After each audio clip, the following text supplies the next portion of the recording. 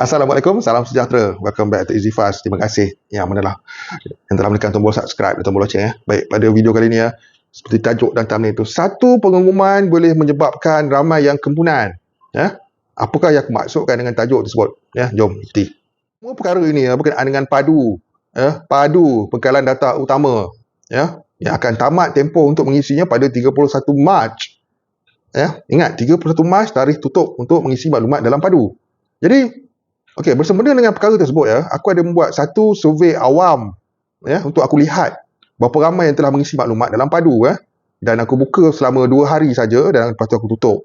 Dan seperti di paparannya sekitar 2.1K ataupun 2,100 orang telah pun mengisi undian tersebut yang mana jelas menunjukkan yang belum isi padu ialah 68% berbanding yang sudah isi 32% daripada 2,000 orang ni, dan jelas menunjukkan masih ramai yang belum mengisi maklumat dalam padu.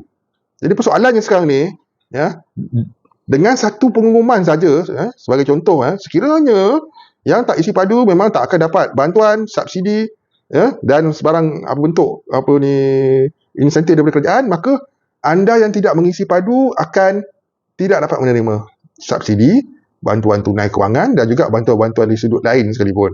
Ingat, dengan satu pengumuman yang mana boleh berlaku pada bila-bila masa saja selepas tarikh tamat 31 Mac, anda berkemungkinan boleh terlepas perkara ni dengan hanya satu pengumuman saja ataupun secara media. Jadi kalau boleh aku nak korang semua faham kenapa padu ini diwujudkan. Padu ni diwujudkan kita boleh cakap macam-macam perkara Aku pun tidak menyebelahi mana-mana pihak. Cuma aku nak jelaskan antara sebab padu ni diwujudkan, perkara letak utama ni untuk memastikan segala bantuan dan subsidi bersasar serta bantuan bersasar sekalipun disalurkan kepada golongan yang benar-benar memerlukan saja, termasuk subsidi petrol. Untuk makluman kita ambil dulu tentang STR dan SARA. STR dan SARA ni ialah suatu bentuk bantuan bersubsidi yang bersasar ditujukan kepada golongan yang betul-betul memerlukan. Jadi perkara data utama ni diwujudkan untuk memilih penerima yang betul-betul layak untuk menerimanya. Malah untuk subsidi petrol juga dilaporkan pada hujung tahun ini penarikan subsidi untuk petrol RON 95 akan berlaku, yang mana jika anda tidak mengisi maklumat dalam padu, anda tidak boleh menikmati subsidi tersebut dan perlu membayar petrol pada harga pasaran yang agak mahal. Yang agak mahal. Baik, mesti ada yang akan bertanya di ruangan komen tentang macam mana dengan STR fasa 2, adakah tak dapat jika tidak isi padu. Okey, ambil maklum perkara penting ni Untuk STR fasa 2 ni oleh sebab pembayarannya terlalu hampir dengan suatu perayaan dan dia berkemungkinan sangat besar dibayar awal daripada 31 hari bulan tu Jadi bermaksud kat sini STR fasa 2 berkemungkinan sangat besar yang tak isi padu pun boleh dapat. Itu dia. Tapi untuk fasa 3 dan 4 anda sangatlah berisiko tinggi untuk tidak dapat sekiranya penguatkuasaan padu ini berlaku. Macam aku cakap tadi, dengan satu pengumuman habis semua jika tidak isi padu. Itu dia.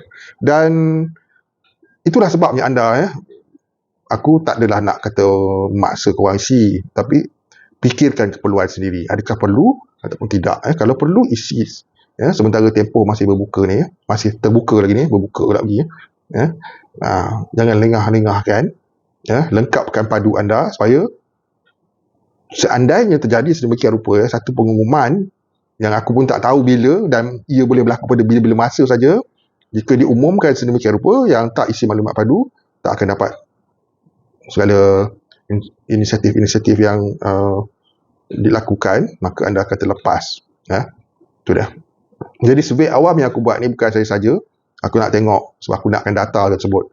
Dan jelas menunjukkan yang belum isi melebihi yang dah isi, banyak yang belum isi. Jadi penonton-penonton yang belum mengisi maklumat dalam padu, jemput type saja dekat Google anda, Google Chrome ke browser anda, padu.gov.my. Isi maklumat tersebut dengan lengkap. Dan aku rasa Kementerian Ekonomi pun ada menghantar SMS peringatan kepada anda untuk mengisi maklumat dalam padu sebelum 31 hari bulan Mac 2024. Ingat, kalau nak dikirakan keselamatan data, sebenarnya ini pandangan aku sendiri pandangan peribadi aku dalam Mas Sejahtera pun maklumat kita dah banyak dah berterabur Pendek kata Zaman sekarang ni privacy hampir tiada. Hampir tiada. Bukan tak ada langsung, hampir tiada. Jadi ramai yang bimbang soal keselamatan data, memandangkan tak ada jaminan data ni dilindungi oleh Akta PDPA. Ya. Tapi itulah adanya hakikat yang kita perlu hadap dan hadam. Jadi aku harap tak adalah pengumuman tu timbul. Ya. Tapi sekiranya timbul, maka anda akan terlepas banyak bantuan-bantuan dan juga subsidi. Yang paling penting subsidi petrol sebenarnya bagi aku. Ya. Sebab nak kira harga petrol pasaran mahal. Dan kerajaan menanggung subsidi petrol ni agak besar juga kan. Dan itulah sebabnya untuk menyasarkan subsidi itu disalurkan kepada golongan yang betul-betul memerlukan. Bukannya golongan-golongan yang ada pakai sport car, hypercar, ya, dan mereka menikmati subsidi petrol. Begitu juga dengan orang-orang yang kaya. Alright, semoga jelas ya dan bermanfaat apa yang disampaikan. Ya, isi padu segera, jangan lengah-lengah bagi yang belum mengisinya. Ya, tepuk dada, tanya diri, adakah mahu isi ataupun tidak. Dan seperti biasa aku nak ingatkan je lah ya. YB Rafizi Ramli pernah cakap kalau tak dapat apa-apa bantuan ataupun subsidi, apa dia cakap? Jangan salahkan orang lain. Katanya kan. Okay, semoga jelas. Isi padu. See you guys in my next video. Assalamualaikum. Bye.